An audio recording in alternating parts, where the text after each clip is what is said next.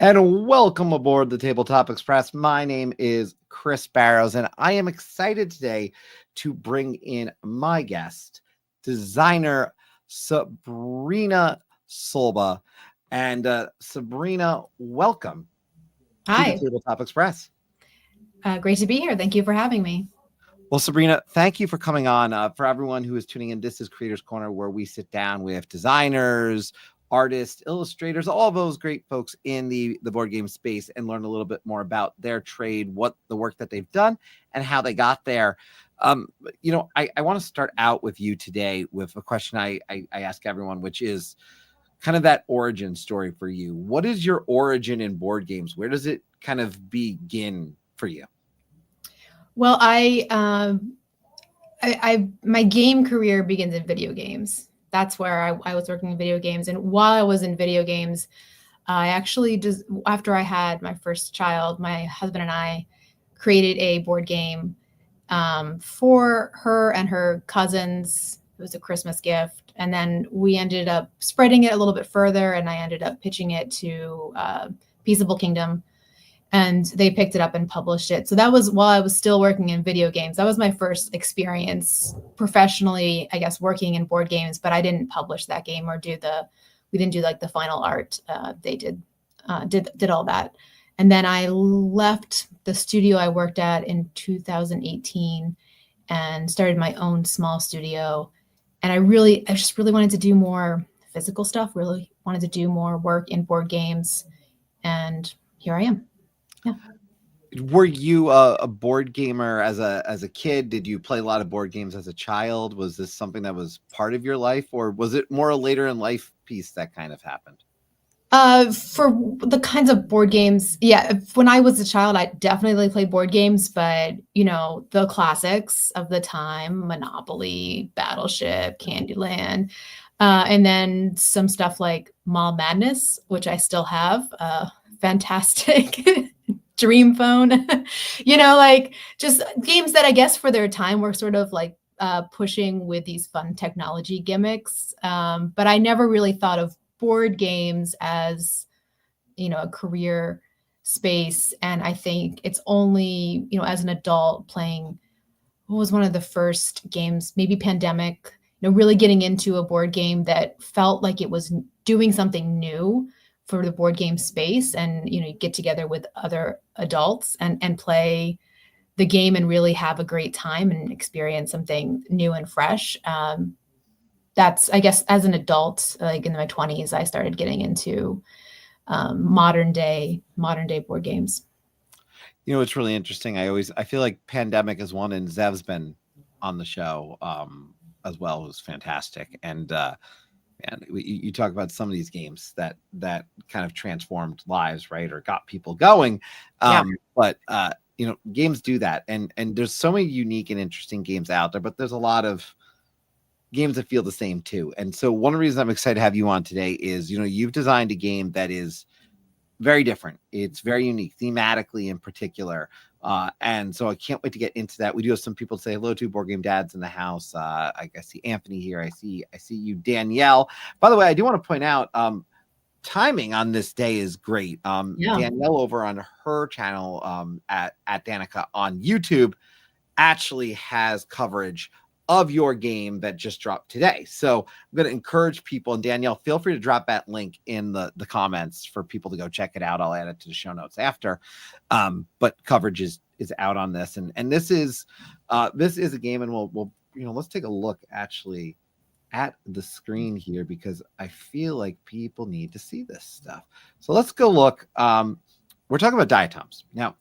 When I first and foremost start conversations with people about their games, one of the things that jumps out to me before we dive into the mechanics is that first impression. So I'm interested from your perspective as a designer, as someone putting out a game, what are you looking to really capture with the cover of your games? Or what are you trying to accomplish? Because again, I think with this particular visual, knowing the game and seeing the gameplay, it captures so much of what's going on, but aesthetically it's incredibly pleasing to the eye, in my perspective as well. What were you going for when you kind of looked at what you wanted out of this cover? Yeah, I mean, I definitely. So this cover is by Nim Ben Reuven. He is a lettering artist based in New York City, who also does a wide variety of different, really intricate, detailed artistic pieces. And he worked on Starry Night Sky. And I had a cover for Diatoms that I wasn't necessarily really planning on paying someone to do a cover, but I didn't feel like mine was really doing the game justice. No one was going to say this is a great cover. And I saw Starry Night Sky, and I was like, who did this cover? Because there's something here. This is what I want. I want this for Diatoms. And so I just reached out to him and asked him if he would be interested. He said yes. And then really from the first sketches, I was just, this was absolutely the right call. This is really going to bring the box to life. So I have to give a lot of credit to Nim's artistic process and insight to really bringing the cover alive. And I was looking for something that leaned into the intricacy and sort of the indulgence of science and art that comes from this topic of diatom mosaics. And I think he really evoked that with the cover. Danielle saying, by the way, the box is so neat. I was mesmerized by it, and love how the light hits perfectly at all angles. So, which is something obviously we can't tell from looking at it here, but Danielle can speak from the experience with that. So let's talk about this a little bit. First and foremost, you actually in the design of this game and your prototype, you pitched it into spaces, including the Cardboard Edison Awards. And you ended up winning the Cardboard Edison Awards. So I want to talk about that process of going through and building the prototype and submitting it to something like that. What kind of were your expectations? Because that's a wonderful program. I know you now have experience with it. We were talking beforehand. I am absolutely in love with that program. I've had the pleasure of being a judge the past few years, so I know what can come out of it. But what was your experience like on that side of someone putting in a prototype into that awards program? Well, I didn't know about Cardboard Edison until the year before. And then I started really taking advantage of some of the stuff they put out that's really useful and insightful about the industry and about game design. And I became aware of the Cardboard Edison Award and the winners the previous year. And I thought, oh, that could be a cool thing to submit a game to. At that time, Diatoms wasn't in a place where it wasn't even called Diatoms. So I wasn't thinking about it. But as Diatoms really became what the game it is, I made a decision about a month before the contest opened for that year that I was going to submit it. And I had kind of decided already that I was maybe going to self-publish the game. I just really had kind of fallen in love with where it had landed, and I wanted to be part of bringing it to life. And I thought, well, if it makes it to the finalist list, that would be great publicity for the game. And if it doesn't, I know they give feedback to everyone. And it would be wonderful to hear that feedback from a bunch of folks who work in the industry. So those are my two main motivations. I had no expectations that the game was going to place first when I submitted, but I was hoping maybe it could make it to the finalists. Well, it did, and obviously you've had tremendous success with this, and to the point where you are talking about, and we talked about this earlier, I believe. This is a game that, as we get into, people will be able to get their hands on because it goes to retail March 5th, I believe you said. Yep, March 5th. We have a partnership with 25th Century Games, and so through them, we'll be bringing it to retail stores around the world, and you can also order it direct from my company, Ludoliminal, and from 25th Century. Let's talk about this game a little bit. Now, I do have Board Game Geek up. I'll give some people some visuals that they can see here. And like I said, please, I know Danielle's in the chat, but I'm going to encourage people to go check out her video as well. She has some great coverage. But I want to talk about this game. Obviously, I know visually stunning. It's got these colors, etc. That's wonderful, and that's things people are look for, that table presence. But I want you to tell everybody a little bit, if you could, about the background behind this game in terms of that theme, because it is a really unique theme that I candidly didn't know that much about. And then when I discovered the game and started digging in, I was excited, because as you learn and as we get into the mechanics of the game, the way you have connected the theme and the mechanics, I think is incredibly well done. So first, talk to me a little bit about this theme and why you wanted to make a game around it. Well, the theme came pretty much exactly mid-development. So it didn't start with the theme. The theme is incredible. It's diatom mosaics, and this is a very real thing that began in the Victorian era as the microscope was becoming more available, and you had folks really, using that. There were also people doing art with their microscopes, and one of those art forms, very obscure, a very small number of people, was to go out and collect diatoms, which are single cell algae, and meticulously arrange them into microscopic mosaics.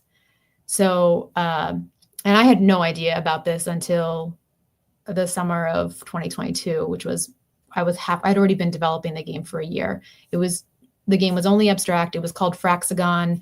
It had, you can see in the image there, the hexagon tiles. It had mechanics that are very similar to that. That part was very much already present in the game.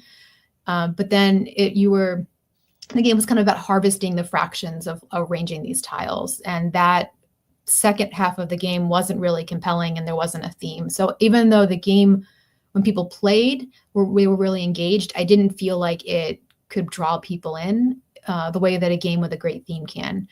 And I just had a very serendipitous encounter with a sign at the Baltimore Aquarium where I learned about diatoms.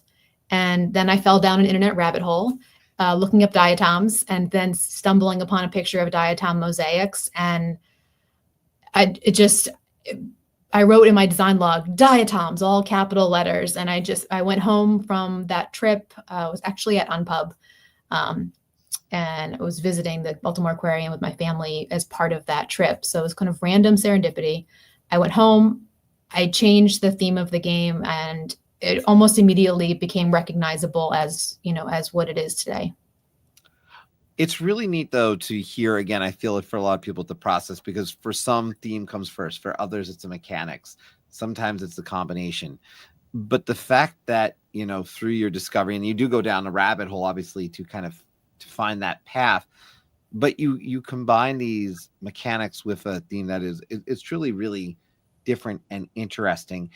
And again, as I think I said this pre-show, there's a lot of games out there about a lot of different things, and there's nothing wrong with games about cats or dogs or Vikings or all these other things. But when you get that unique blend, I do think it excites people for a reason, because it is different. It's something they haven't seen, and you can get that hook.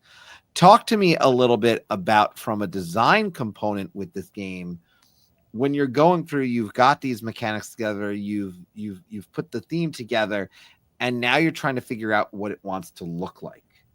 Because one of the things that you've done with this is you have created a very colorful experience, but very often color can be both good and bad, because color can be distracting. In this case, the color plays so well into it. And I'll zoom out actually on this one just so people can actually see. I'll share this in a sec. I've zoomed out far too much. Let me fix that. But when people actually look at the boards you design and the way to go in, it seems like mechanically and then component wise, it's a very clear process for everyone. So talk to me about what you're going through as you think about what you want the pieces to look like, to make that really, physical experience on the table. So if you look at I really took inspiration from the topic. And by the way, like the idea of diatoms, diatom mosaics, when I pivoted to that as when that became the theme, one of my goals as a designer became lead other people to this rabbit hole. I want other people to be like, diatoms, they're in every drop of water all around me. People made microscopic art. What? I want everybody who engages with the game to have that delightful experience, because I think it represents, I don't know, the best about humans, that we like get excited and interested in things every part of the world, and we make art with it. So I know that to me, I wanted to do that justice, and it became one of my goals to get people who played the game to be really excited about the idea of finding out more about this. And then I took a lot of inspiration from the Victorian origins of these mosaics. So if you look at old slides, a lot of times they'll have these intricate papered patterns on them And that's what you're looking at right there is actually meant to represent a microscope slide, and that had been papered. And if you like the full slide, of course, would be that more rectangular aspect ratio. We're zoomed into just the circular part where the diatom mosaics would be. So a lot of times also they're using different lighting techniques or staining to get different colors with the diatoms. The diatoms themselves don't have as vibrant of colors if you just sort of look at them in nature, but when you do the slides, sometimes they end up taking on some of these colors, and I leaned into that to provide for the game puzzle. Yeah, and you also have the essentially the petri dishes that are work as like the great placeholder for everything. As people are looking here, I mean, you see, obviously, there's a lot of great photos here on here. You also had, I found this process neat, by the way, just that process of just trying to take a look at all the different colors and that you have put on the board, which are, because you got a unique process in this game of where you are scoring based on the combinations of those colors, and in some cases it's a I guess you would describe it as clear, right? And that combination is helping you get your pieces. So strategically, there's a lot of different decisions that you get to make in this game to help build your board out. And I found it to be again extremely interesting. Talk to me about that process of that mechanic, because I know that mechanic piece, some of those started prior. So talk to me about building that part out, because I'm really intrigued where that came from, because there's a lot of times we talk about doing things to get patterns, but this was really different than anything I had seen in a game in the past few years. So the origin of the algae water, the diatom collection part of the game. So in the game, everybody's building out an algae pond together. So everybody places these hexagon tiles in this center area. And then where the intersection of the tiles creates a sample point, a water sample point. And that's what you look into, and the makeup of the algae colonies in the sample point tells you which specific diatoms you collect for your mosaic. And the origin of that mechanic of that intersection point harvesting actually came from the original motivation behind working on this game, which was to make a game that supported math identity. I had a grant from an organization called Korean Initiatives to do a board game that would support math identity. And I had done a lot of talking to folks about how board games can be used for math, and looked at different places where people struggle with math and spatial reasoning and visualizing different spatial manipulations. That's a huge predictor of math success, especially the place where people tend to drop off of math, which is middle school. And then also fractions. I was surprised by how even adults were like, oh, fractions, that's not for me. They have like PTSD about fractions from their experience in elementary school learning math. And so I became interested. One of the ideas that I started exploring was a game where you were over and over again sort of doing visual assessment of fractions, just to make something that would not feel intense and scary, but allow you to practice that over and over again. And so that was the original inspiration. I think my very first doodly hexagon tiles, I was thinking maybe there might be a theme about the proportion of food in your plates or something like that. I never actually did anything with that theme idea. I just pretty much immediately went to an abstract version where you were almost literally harvesting the fractions at the intersection points of the tiles. And that, like I said, that was, once people were into it, once people came to the game and they played it, they were having a great time, and they're really into that puzzly aspect. It was a very satisfying puzzle. But nobody says, I want to play a game about fractions. And Diatoms doesn't feel like it's about fractions. But that is where the seed of that interesting central puzzle came from. But that's the best part about games to me sometimes, is that we escape. We don't realize we're learning, right? And that's what, and a few comments I want to bring up here. Dan, of course, pointing out about Danielle's video, but Ashwin kept saying the game is stunning. It was so welcoming to play and learn all the things. The care for all the graphics and complimentary does really stand out. And to your point about math, by the way, we have Dan here saying that my daughter's middle school math is killing me. And I totally understand that. I have an 11-year-old who is really good at math, and I'm scared because when my 6-year-old gets there, she is not the same child, and so I'm going to have to probably be more helpful for her. Not fun. I want to talk, though, like I said, with this game, one of the things that stands out to me and is also there's a few different ways for scoring. But one of the things is you've got the standard scoring, and then you can add in the guest judge. So you do have, you've built in, which obviously something important in games today, a way for a standard gameplay, but then the ability to switch it up. So, when you think about the prospect of those guest judges, what goes into those in terms of they change, they're the variable in the game, right? They're the thing that slightly ups the game for maybe the gamer who wants to take it from that game with maybe it's the game with their family to the game with the gamers, or just slightly tweaking it. Where did you view that judge piece coming in, and what role did that extra judge, what role do you think that plays for you in this game? Great question. So the core game has 3 scoring metrics, Yes. and they are, when you think about a radial mosaic, because most of these older mosaics that you look at, if you look this up online, they're basically sort of radial snowflake-ish. I wanted the core scoring to feel like, if people were judging your radial mosaic, it would kind of align along aesthetic things. So the 3 metrics that are in every game are color theme. So the more each of the same color you have, the more they'll score. Symmetry on the lines of symmetry. So they're the symmetric pairs. So it's kind of hard to explain. Makes more sense when you have the components in front of you, but there are 3 slots on each line. And if you have a perfect match, like it's blue and it's a circle, then those score higher. So you're looking to create symmetry. And then shape diversity across, there's 3 ring regions. There's a center region, a middle ring, and an outer ring. And so different shapes in those rings. So that's a lot. That's actually, that's a lot for people to take in. I spent a lot of time iterating on the score sheet to lead people through the scoring so they wouldn't feel intimidated about, again, the math. And that part was never, a complicated scoring at the end of the game was never part of my math goals for the game. I just wanted the scoring to feel like you were really aesthetically evaluating the game, but with a rubric, or your mosaic, but with a rubric.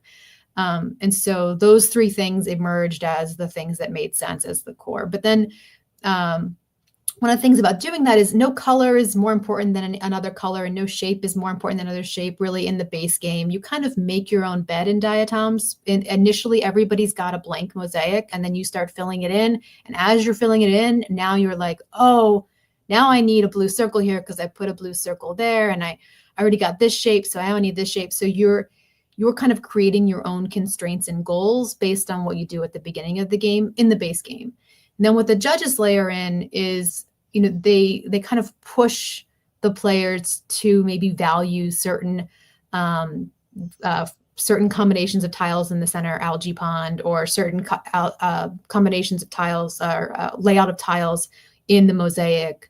And that's interesting, is now you have to think a little differently about which water tile might you draw and place on your turn, and where should you put things, where should you not put things. So it lets you look at the mosaic of the board and the center puzzle, the water tile puzzle, in a different light for each judge. No, I appreciate that. I do have a question I want to bring to you. We have Chewy Huey in the house here, said, hey, Sabrina, from a cold night here in DC. I love the name of your publishing company. Can you touch a bit on your book, The Transformational Framework? Sure. So in my before I got into board games, like I said, I worked on video games, and a lot of the games that I worked on were what I call transformational. So games that are designed to do something more than just entertain. So teach, talk about a social issue.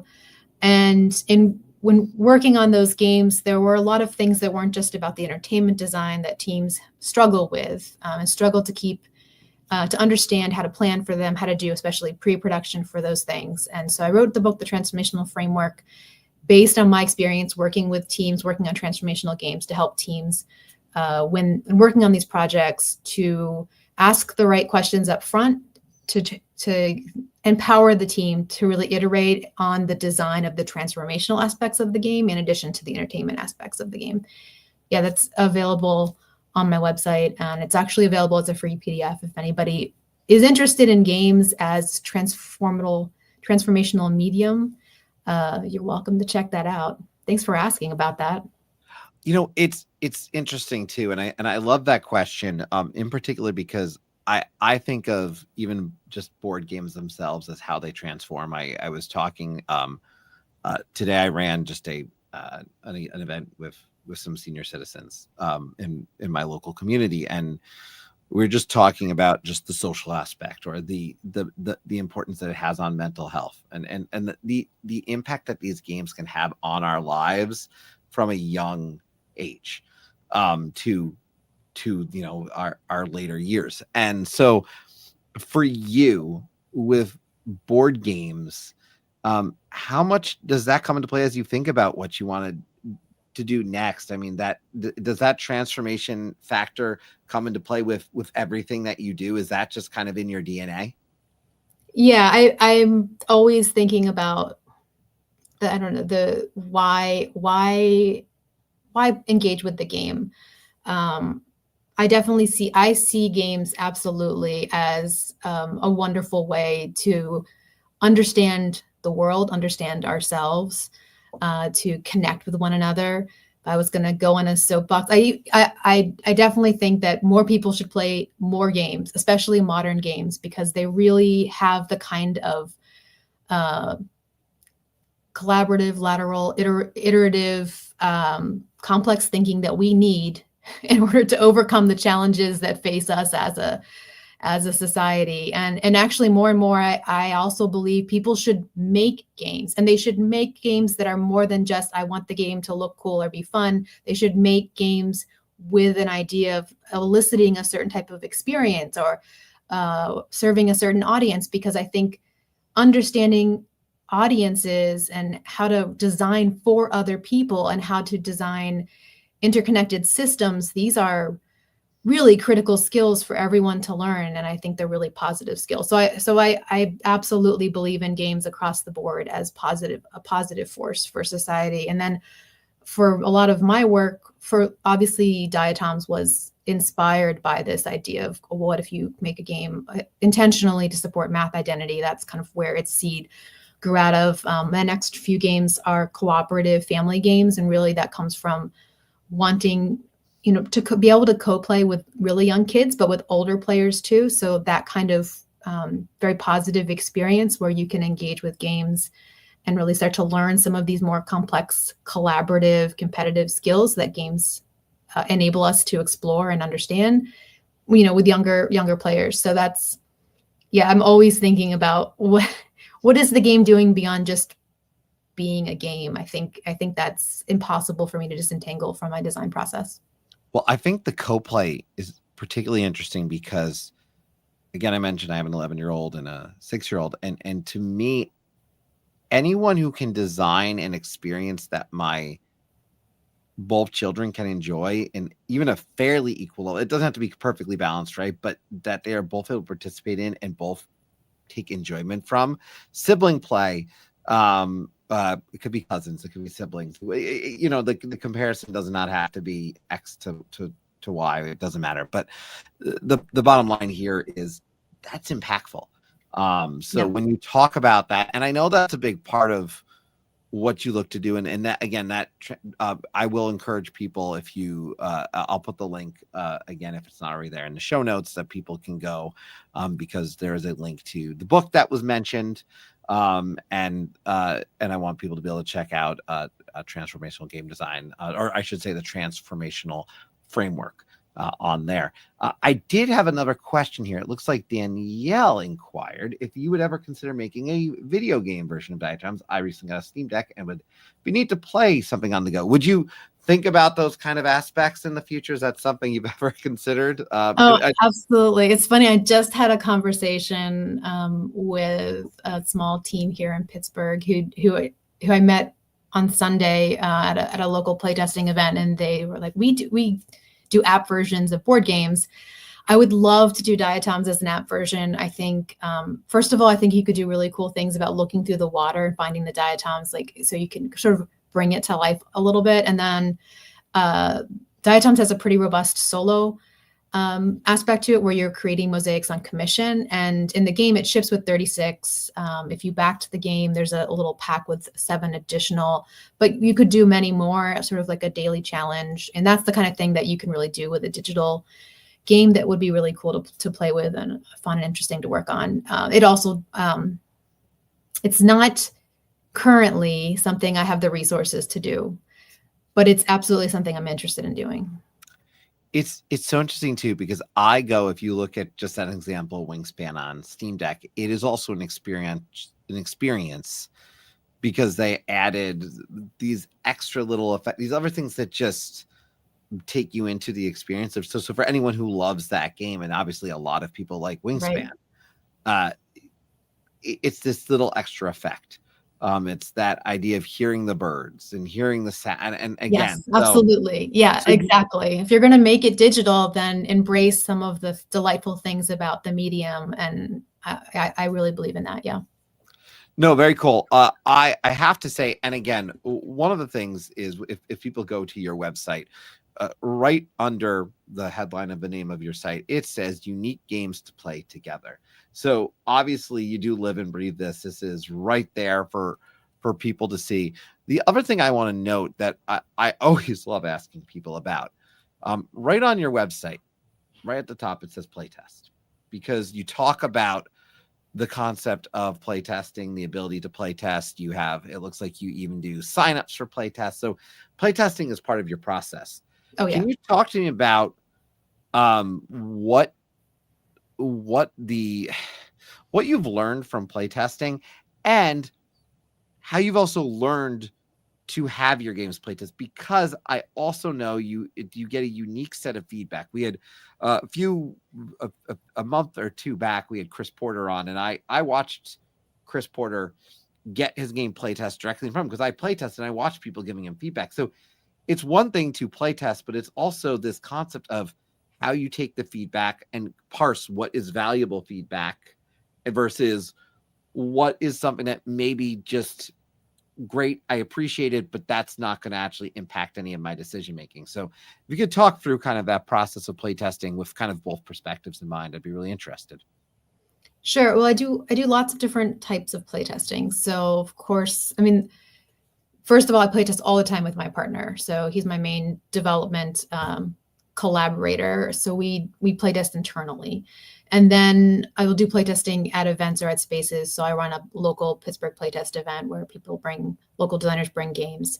So we'll playtest there. And then I'm at the table. Maybe I'm playing, or I play with friends. So I'm in that place. I'm engaged along with it, and it's very collegiate in terms of the playtesting feedback. Or if you go to like an event like Unpub, and so those are great. The bulk of the way that I playtest, that I consider my official playtesting, is I do blind playtests. I give games to families and they keep it for a week, and then they give it back to me with their feedback. So I'm not in the room and I'm mostly trying to get a sense of how did they feel from the experience. And did they, it's a lot of how did they react? Would they play again? What was confusing? What did they understand? It's different than what you get when you get to observe playtesters, but because I'm so often focused on families, I don't ask them to come and then play in front of me. I give them the game. You're absolutely right that you can't offload your decision-making process to your playtesters. So you can't just take what your playtesters suggest or say, and then say, well, that's exactly what I'm going to do, or they're doing the next feature iteration list for me. You really have to say, well, what kind of experience am I trying to create in this game? And that sometimes means that you don't do things that people suggest, or that you double down on things that people didn't mention as the thing that they were most interested in. But because the kind of experience you're trying to build, you want to invest a little more in this corner of the design. and diminish a little of this. So if you have an idea of the kind of experience you're looking to make, then you can use that as the lens to decide what are the iterations you're going to make based on the feedback from any playtest. Yeah, and the one thing I observed, I have to say, over the years from my conversations with people is there's a different sense when the designer is there, and some people don't necessarily maybe give the best feedback in the moment right in front of them. Some people, and other people are blunt, but there's some who hold back almost a feeling, and they don't maybe necessarily give the full. Sure, that's always certainly I think that's always something to be alert for as a designer. Even when you're doing blind play tests, people just filter themselves. We filter each other for each other, even if we're told not to. I always do start my play tests, both my blind deliveries and in person, sort of trying to give people permission to be critical and letting them know that their feedback is what's going to make the game better. And of course, trying to do best practices, like sometimes people don't know what you're going for, and they may say something that's just totally left field. And unless it's another designer, just let them talk and give you their feedback. And then you don't have to do what people are saying, and you don't have to convince them in the play test of your vision. So you can just accept it and then take that away. And you may not do anything about it, but at least you know how some people are going to feel. That's the other thing, is not every game is for everybody. And I think you have to accept that. There are going to be people who don't like diatoms. It's not for them. It's not their jam. It's not their game. That's okay. That's okay. And I think that's true for any great game, even the most popular games out there. There's people who, if they had play tested it, they would have been like, don't publish this. So I think you can't really rely on playtesters to determine what you move forward with and what you don't, but it is definitely part of the process. And you should have a sense, you should do enough playtesting that you know what people are going to say, right? Like, what kinds of reactions are you going to get, and decide if that's fitting in with what you want for your game or your product. Speaking of fitting in with what you want your game and what you want for your product and those kind of relationships, can I talk to you a little bit about also, working with the right people? Because, you're working with 25th Century. And obviously, when you get a great partner to work on a project, you develop trust. They're gonna they might be someone who's helping making the game a reality. They're giving feedback as well. So talk to me about finding the right person, or I should say the right partners to work with. And in this case, obviously for this game, 25th Century Games, I said this to you prior. I'll tell this to everyone. We talked about, I might have even said this on our PAX Unplugged recap, but I remember being at the 25th Century Games booth, and there was 25, 30, whatever. It was a limited amount of copies of this game. They didn't last the first day. They were gone.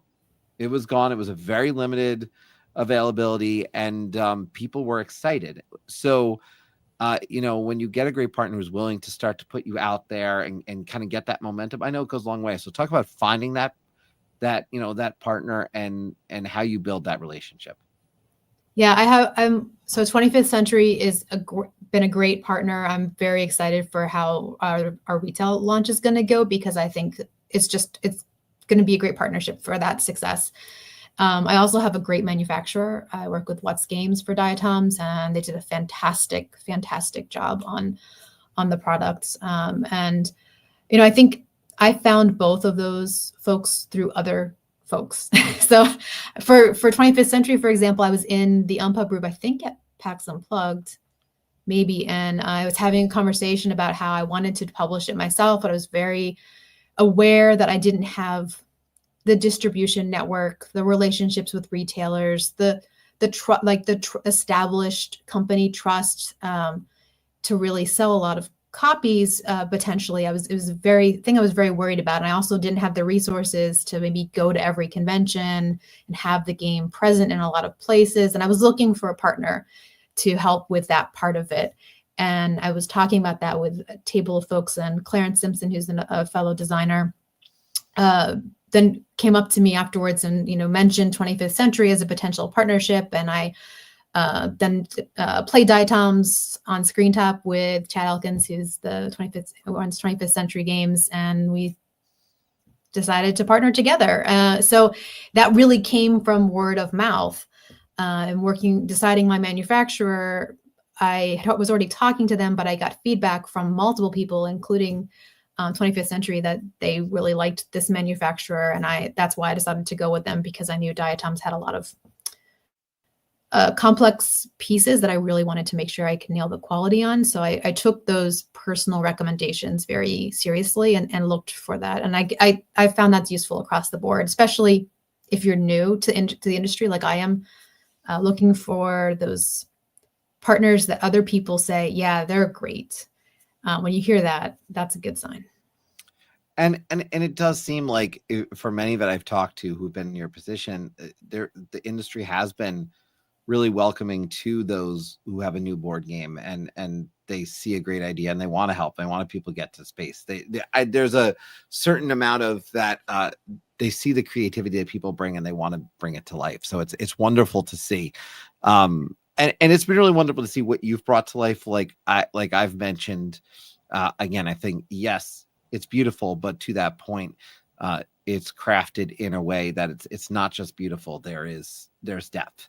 And that's what gives the game that potential to be special to someone, right? Because a lot of things can look beautiful. Right. Doesn't mean that they're a great experience. So, before I let you go, just a few questions I do want to ask, which is one, is there any advice you would give to those who maybe have that idea for a game that they'd like to put out, and maybe they haven't in that sense found that theme, but they think they've got just a really good idea? What advice do you give to them to kind of start that process and begin that sense of discovery? Because again, you talked a lot about that today, which you took an idea that maybe was born out of abstract, but really the way it came together, quite remarkable. So intrigued what you would give advice-wise to those folks. Well, first I'll say that there were times working on Diatoms, before it got the Diatoms theme especially, where I really, and I use the term despaired. I despaired that the game would go anywhere. Like I felt like there was a core that was good, but I couldn't figure out how to present it, how to surface it and really turn into an experience that was good, not just a mechanic core that was good. And so if anybody's in this space who's working on a concept, just be aware that there are troughs in your design. You'll be really excited, and then all of a sudden you'll get stuck and it'll feel like it'll never get over that hump. I think I've experienced that on multiple projects throughout my career on games, and I definitely experienced it on Diatoms. And I think it's important to acknowledge that and just and know that you can come out the other end, and you don't really know. I don't think anybody really exactly knows how to always come out the other end. Like for Diatoms, there was serendipity, but there was also a lot of hard work and, a lot of dedication. So it's not just being lucky, but luck was definitely part of it. So it's hard to say this is how to do it. Right. And then I think the other thing is lean into the game you want to make, even if it's different than what other people say. I think it's a really exciting time to be in games. There is an audience out there for pretty much any kind of game you want to make. And it's interesting and fabulous and great. And I think good for society to have a lot more variety in the kinds of games, the kinds of themes of games, the kinds of structures of games, the kinds of communities about games. So that's, I guess, the other piece of advice is don't let it hold you back if your game is a little different or kind of breaks convention or breaks the rules. I think that is something to be leaned into. There's something to be said to make the game that you want to make, that tells your story, that fits that personal connection. That we've had more than a few, Jenna Felly in particular, who's been on the show a few times now, even with our call-in show, talked about Cosmic Frog and just wanted to make Cosmic Frog, made Cosmic Frog. Yeah, that's what it was. I don't think, I always joke, I don't think Murray the Asshole Frog would exist if Jenna Felly didn't just want to make Murray the Asshole Frog, So it's, I love that. I love that advice. And I think it's so true. And then before you go, is there anything else that you would like to get out there? Anything else that you would like to share? Obviously, I just want people to know I will be putting some more of these links into the show notes after the fact. And I'm going to encourage people to go check out your website, check out your book, and of course, check out the game. Just to reconfirm, March 5th is the retail date on this game at this time. That's right. So you'll be able to buy it at stores, and you can also pre-order it, like I said, online at ludoliminal.com or 25th Century Games as well. If you haven't done the internet rabbit hole on diatom mosaics, go and do it. In particular, go look up the life story of Klaus Kemp. He's the most famous contemporary practitioner of this. His personal life story is amazing, I think. And he as I was learning about diatom mosaics, as I was sitting at Unpub at night in my hotel room Googling diatom mosaics, he was, and I didn't know it at the time, on his deathbed. And he passed away before I was able to reach out to him about the game, because I would have loved to reach out. But yeah, I think that would be like my one. Go down the internet rabbit hole, see these beautiful mosaics, look up Klaus Kemp and read about his life. That's my last thing. I love it. And I thank you so much for sharing. Just so everyone here knows, on the channel, if you are watching for the first time, definitely hope you will join us. Give us a subscription, in particular, because we are coming up on a big time of year. It is our top 20 season coming up, so stay tuned. March, we're gonna have a bunch of those. Danielle, who I've mentioned a few times tonight, will be one of those people. We'll be kicking that off on March 5th. Actually, I believe that'll be our first top 20. So I hope people tune in. It is always our favorite time of year, just because we get to cover so many different games and so many different tastes. And I will be happy to announce right now the return of our callers top 20. So for those of you who call into our Call Aboard live call-in show every other week, you're going to have the chance to once again see that list. That is all of our community's top picks. To you, Sabrina, thank you so much just for spending the time with me. Really appreciate it. And I'm definitely going to encourage everyone to go learn more about this topic. I did go down that rabbit hole. I spent about 2 or 3 hours on it this week, quite frankly, just looking at pictures, to be honest, probably more than I was doing anything. And I think you'll all be really fascinated by it. But that will be it for tonight, everybody. Again, thank you to my guest, Sabrina, for being with me here on Creators Corner. My name is Chris Barrows. You have been watching Creators Corner here on the Tabletop Express, and I look forward to seeing you next week when we have our end of month episode of Call Aboard, our live board game call-in show. We'll see you all then. Thank you, everybody. Have a good night.